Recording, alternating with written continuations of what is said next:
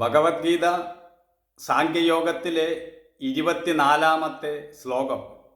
അച്ഛേദ്യോയമദാഹ്യോയം അക്ലേദ്യോ ശോഷ ഏവജ നിത്യസർവഗതസ്ഥാണു അചലോയം സനാതനം.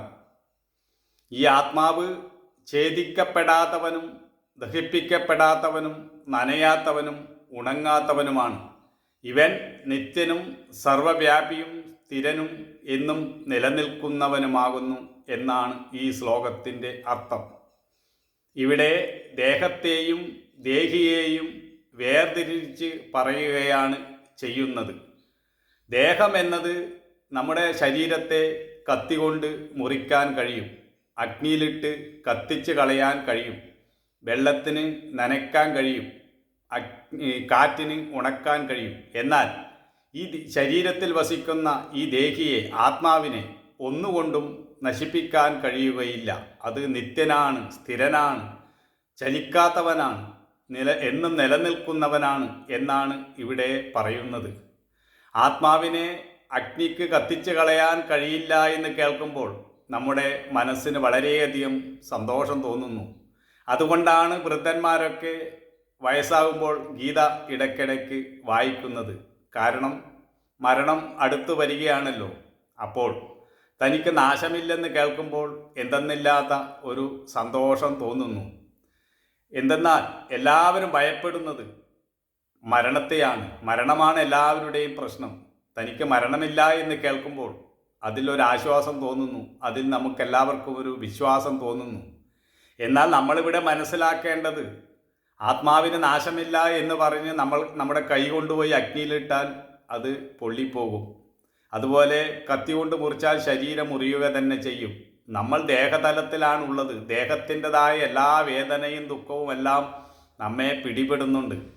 എന്നാൽ താൻ ആത്മാവാണെന്ന സാക്ഷാത്കാരം, ബോധം ഒരാൾക്കുണ്ടാകുമ്പോൾ മാത്രമേ ഈ പറഞ്ഞ അനുഭവം യാഥാർത്ഥ്യമാവുകയുള്ളൂ. ആ അനുഭവം ഉണ്ടാകാൻ വേണ്ടിയാണ് മാനവജന്മം ഉണ്ടാകുന്നത് എന്നാണ് പറയുന്നത്. മാനവജന്മം കൊണ്ട് നേടിയെടുക്കേണ്ടത് താൻ ആത്മാവാണ് എന്ന ബോധമാണ് എന്നാണ് ഉപനിഷത്തൊക്കെ പറയുന്നത്.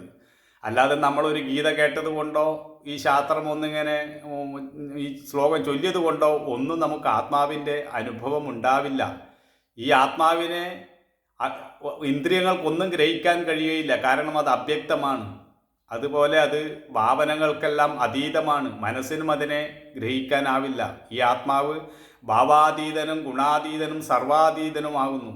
ഇതിനെ ഒന്നുകൊണ്ടും ഗ്രഹിക്കുവാൻ കഴിയുകയില്ല. മനസ്സിനോ ബുദ്ധിക്കോ ഇന്ദ്രിയങ്ങൾക്കൊന്നും അവിടെ എത്താൻ കഴിയുകയില്ല. കാരണം മനസ്സിനെയും ബുദ്ധിയെയും ഇന്ദ്രിയങ്ങളെയൊക്കെ പ്രവർത്തിപ്പിക്കുന്നത്, അതിനൊക്കെ കാരണമായിരിക്കുന്നത് ഈ ആത്മാവാണ്.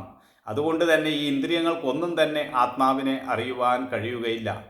ആത്മാവിനെ കത്തിക്കാൻ കഴിയുകയില്ല, നനയ്ക്കാൻ കഴിയില്ല എന്ന് പറയുമ്പോൾ നമ്മൾ മനസ്സിലാക്കേണ്ടത് അതൊരു വസ്തുവല്ല, ഒരു സാധനമല്ല എന്നതാണ്. അതൊരു ബോധമാണ്, നിത്യബോധമാണ്. ആ ബോധത്തിലാണ് ഈ പ്രപഞ്ചം മുഴുവൻ നിലനിൽക്കുന്നത്. ആത്മാവിനെ എന്തിനോടെങ്കിലും വമിക്കാൻ കഴിയുമെങ്കിൽ അത് ആകാശത്തോട് മാത്രമാണ്. മറ്റൊന്നിനോടും ആകാശത്ത് വമിക്കാൻ കഴിയില്ല. അതുകൊണ്ടാണ് ഇവിടെ സർവവ്യാപിയാണ് എന്ന് പറഞ്ഞിരിക്കുന്നത്, സ്ഥിരനാണ് എന്ന് പറഞ്ഞിരിക്കുന്നത്. ഒരിക്കലും അത് ഉണ്ടാവുകയോ നശിക്കുകയോ എന്ന ഒരു സ്വഭാവമില്ല. അത് നിത്യനാണ്. ഒരിക്കലും അത് ഉണ്ടായിട്ടില്ല, അത് നശിക്കുകയും ചെയ്യില്ല. അത് സനാതനമാണ്.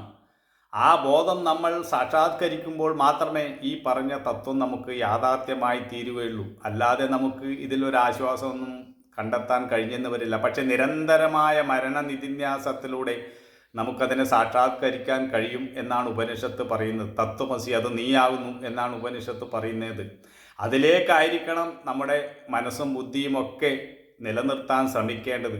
അതിനാണ് മനുഷ്യജന്മം കൊണ്ട് നമ്മൾ പ്രയത്നിക്കേണ്ടത്. മറ്റെന്തെല്ലാം ഉണ്ടായാലും അതെല്ലാം മാറ്റത്തിന് വിധേയമാണ്, നശിച്ചു പോകും. അതുകൊണ്ട് ഈ യാഥാർത്ഥ്യം മനസ്സിലാക്കി ഈ ആത്മബോധത്തിലേക്ക് ഉയരാൻ ഓരോരുത്തരും ശ്രമിക്കണം എന്നാണ് ഇവിടെ പറയുന്നതിൻ്റെ അർത്ഥം.